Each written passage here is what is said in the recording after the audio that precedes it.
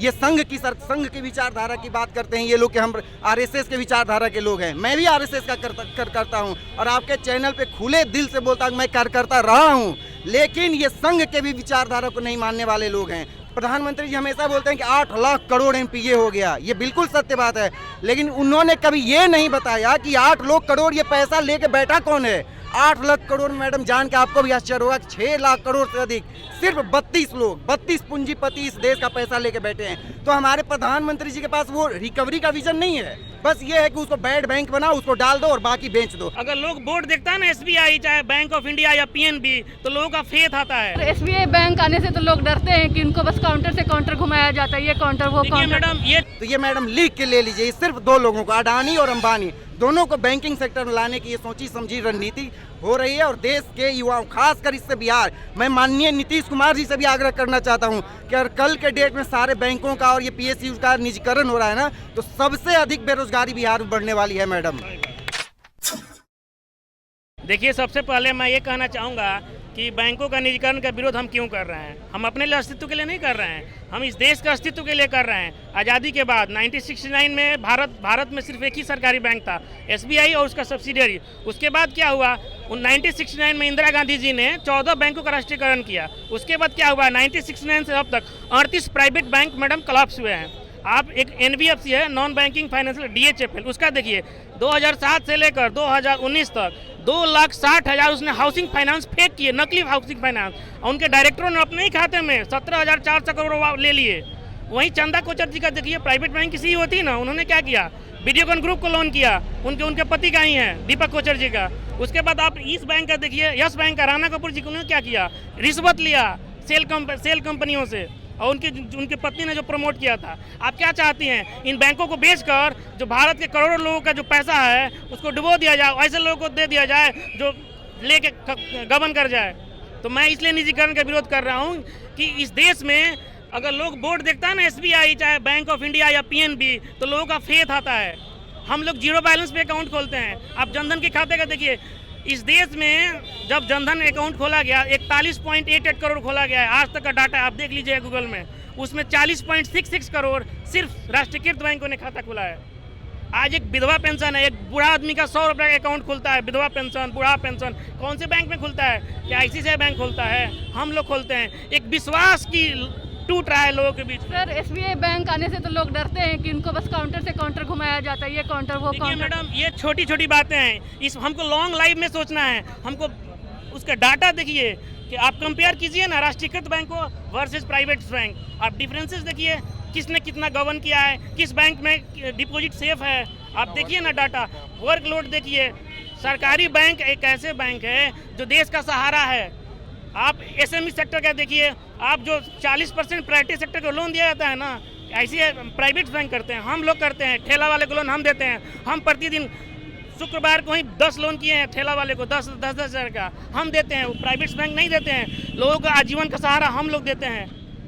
आप कह रहे हैं कि एसबीआई देश का सहारा है, फिर देश के प्रधानमंत्री ही इसका निजीकरण क्यों कर? उनके जो आर्थिक सलाहकार है उनको गलत फीडबैक दे रहे होंगे।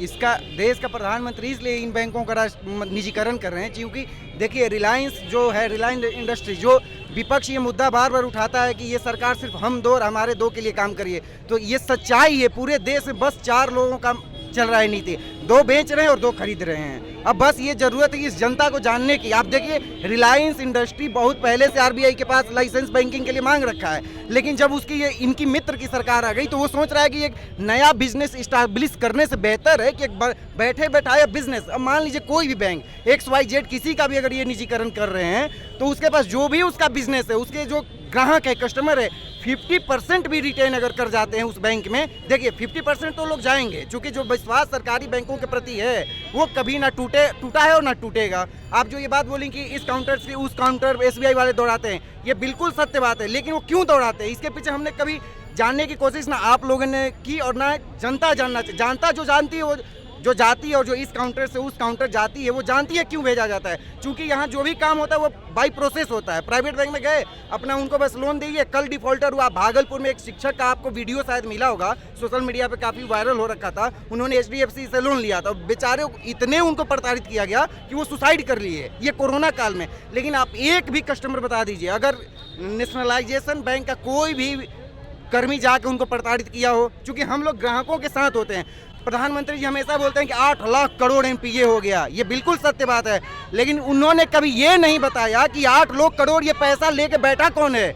8 लाख करोड़ मैडम जान के आपको भी आश्चर्य होगा, 6 लाख करोड़ से अधिक सिर्फ 32 लोग, 32 पूंजीपति इस देश का पैसा लेके बैठे हैं। तो हमारे प्रधानमंत्री जी के पास वो रिकवरी का विजन नहीं है, बस ये है कि उसको बैड बैंक बनाओ, उसको डाल दो और बाकी बेच दो। अब यहाँ सोचने वाली बात है, अगर जो खरीद रहा है वो बिजनेसमैन है तो वो पूरा NPA सहित नहीं ले रहा है, उसको प्रधानमंत्री जी बोले हैं कि हम बैड बैंक बनाएंगे, जो NPA है उसको हम अलग डाल देंगे, यानी कि उसको जो मिलेगा एकदम क्रीम मिलेगा। तो अब वो क्रीम किसी को बिजनेस बैठे बैठाए जो मिल रहा है तो कौन नहीं खरीदना चाहेगा मैडम, आप खुद बताइए। जितने यहाँ कारोबार हुए हैं, FCI का गोदाम मिला सिर्फ अडानी को मिला, क्यों मिला भाई?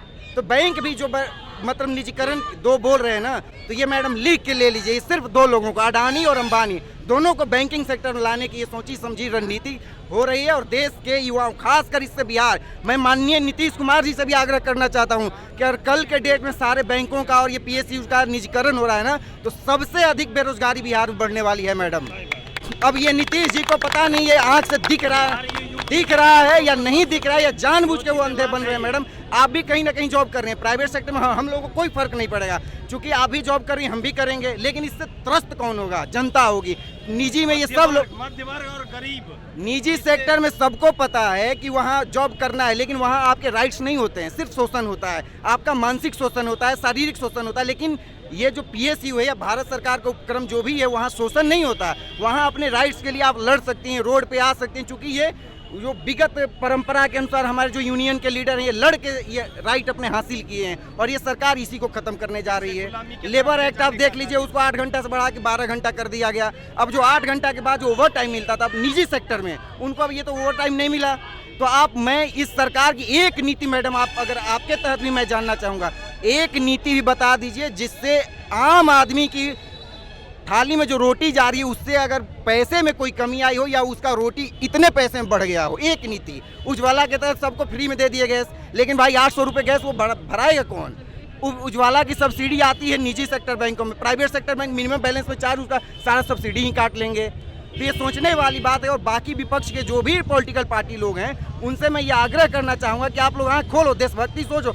व्यक्ति और पार्टी से हमेशा मैडम देश बड़ा होता है। ये संघ की विचारधारा की बात करते हैं ये लोग कि हम RSS के विचारधारा के लोग हैं। मैं भी RSS का करता हूँ और आपके चैनल पे खुले दिल से बोलता हूँ, मैं कार्यकर्ता रहा हूँ, लेकिन ये संघ के भी विचारधारा को नहीं मानने वाले लोग हैं, क्योंकि संघ भी अंत्योदय की बात करता है। दीनदयाल जी बोलते थे कि अंत्योदय जब तक नहीं होगा ये देश का सार्वंगिक विकास नहीं होगा। तो ये निजीकरण से अंत्योदय कहाँ होगा मैडम?